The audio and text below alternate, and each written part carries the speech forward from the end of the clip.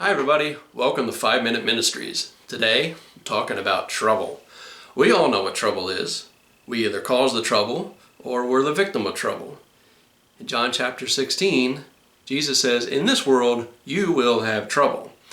Now it's translated tribulation, but tribulation is just another word for trouble. Trouble is everywhere. We see it every day in our lives. We see it in the news. We see it as we go outside. We see all kinds of trouble. Why is there so much trouble in the world?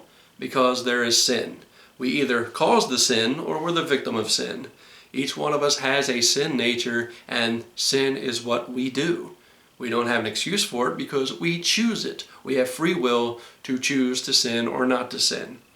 And most of the time, even followers of Christ choose sin.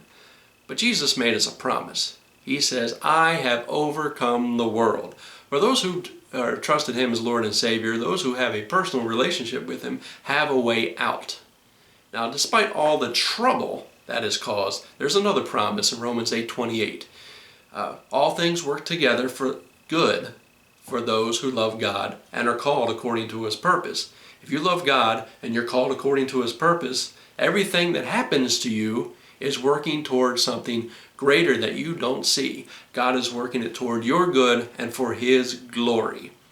See, God is still in control. You can take a look around the world and wonder, how is God in control? Look at all the chaos. God is such a great God, as He's in control of it all. Why is all this happening? Well, we don't always understand. A biggest reason why everything that happens the way it does is because people are choosing to do the wrong thing. And God allows us that choice. Now, He will justify it all. He will come. One day He's going to make everything right. Today is not that day.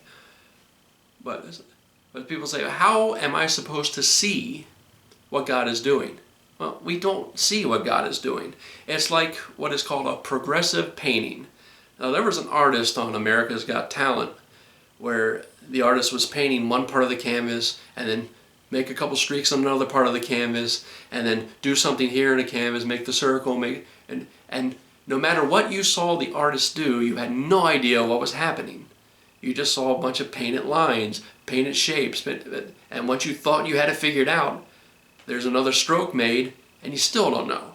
But when the artist was finished, the picture was not only clear and made the audience gasp at what they had seen. They just could not fathom how they didn't see it in the first place. Well, that's how God deals with us. He does a little thing here and a little thing there, and it's all building to something that contains a bigger picture that we can't see. He can see it, but we can't. And one day, He's going to make it all right. It may not be until we see Him. It may not be until the judgment, whether the judgment seat of Christ or the great white throne judgment, but everything will be made clear in that day. And we just have to wait. You can't see something that isn't finished. Maybe you can have an idea and you can picture it in your mind, but when it's all finished, most of the time it's nothing like you imagined. So the question is, will you trust and wait on God? Is that something you are willing to do? You know, everything may seem to be falling apart, whether personally or worldwide. But God says, I have a bigger plan for this. Will you wait for me? Will you trust me? And for the believer, when it's all said and done, it will be worth it all. The wait will be worth what we went through, because the more we go through, the greater our rewards will be if we endure.